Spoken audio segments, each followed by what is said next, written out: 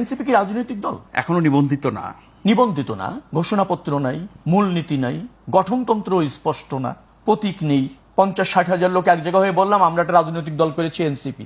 কালকে ওই মোড়ে বসে একজন করলেন, রাজনৈতিক দল হলো? প্রক্রিয়ার মধ্যে আছে। প্রক্রিয়ার মধ্যে আছে। তো সেই রাজনৈতিক দলটি যদি সমস্ত আলোচনার মধ্যে প্রাধান্য পায়, বাংলাদেশে তো 100 রাজনৈতিক দল আছে, নিবন্ধিত আছে 46টি, দীর্ঘদিন ধরে রাজনীতি করে, বাংলাদেশের ওই 53 বছরের ঐতিহ্যগত আপনার নেতৃত্ব আছে, জাতিকে অনেক কিছু তারা দিয়েছে, কই গুরুত্ব তো পায় না। সেই রাজনৈতিক দল তো কি কেবলই অভ্যুত্থানের নেতৃত্ব দেওয়ার কারণে? অভ্যুত্থানে তো নেতৃত্ব এনসিপি না, এনসিপির কিছু নেতা অভ্যুত্থানে জড়িত ছিল।